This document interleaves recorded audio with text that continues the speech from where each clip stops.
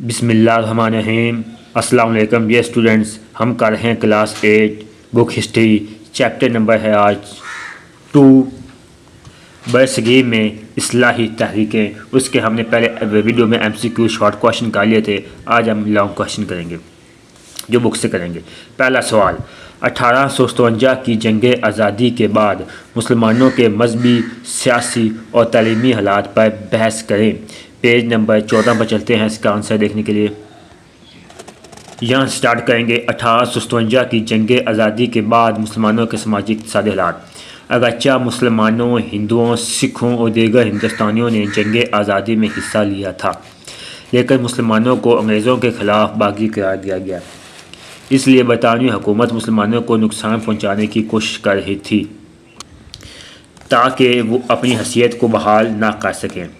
جنگ آزادی میں مقامی لوگوں کو ان کے باہمی اختلافات اور انگریزوں کی برتر ٹیکنالوجی اور جدید علم کی وجہ سے شکست ہوئی، ہار ہوئی۔ اس جنگ کے بعد انگریز مقامی لوگوں کے خلاف انتقامی کارروائیوں پر اتر آئے۔ انہوں نے آخری مغل بادشاہ کو باغی قرار دے کر جلا وطن کر کے قید خانے میں ڈال دیا۔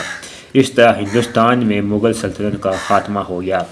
اس حقیقت کے باوجود کہ انگریزوں نے مسلمانوں کو تباہ کر دیا تھا، پھر بھی مسلمانوں کو اپنی حکومت کے لیے مستقل خطرہ سمجھتے تھے۔ انہوں نے سماجی، معاشی، سیاسی اور تعلیمی میدانوں میں مسلمانوں کی پوزیشن کو خراب کرنے کی کوشش کی۔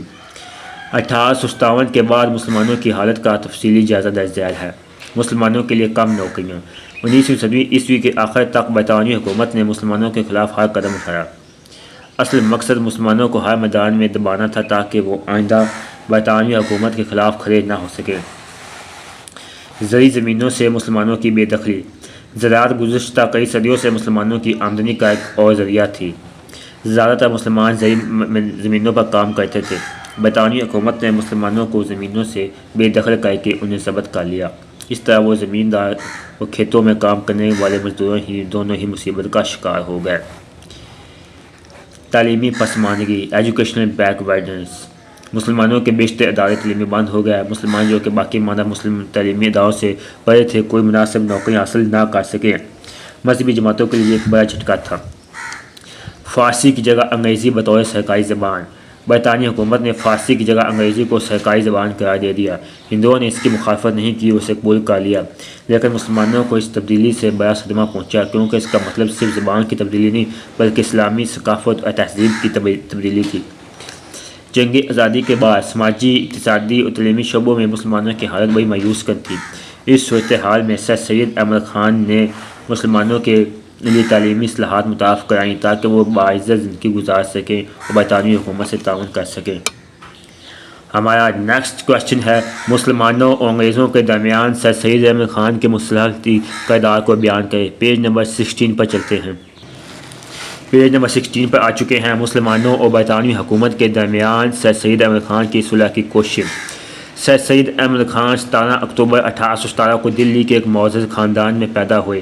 وہ چاہتے تھے کہ مسلمان اپنا کھویا ہوا وقار اور مقام دوبارہ حاصل کرنے کے لیے خود کو مغربی تعلیم سے آراستہ کریں۔ نیز مسلمانوں کو چاہیے کہ وہ انگریزوں سے صلح کر لیں اور خود کو تعلیم یافتہ بنائیں۔ وہ ان نظریات پر یقین رکھتے تھے کہ انگریزوں سے وفاداری، تعلیم سے لگن اور سیاست سے دوری۔ انہوں نے مسلمانوں کو ترقی کی راہ دکھائی۔ سر سید احمد خان مسلمانوں اور انگریزوں کے درمیان غلط فہمیوں کو دور کرنا اور ان میں باہمی اعتماد پیدا کرنا چاہتے تھے۔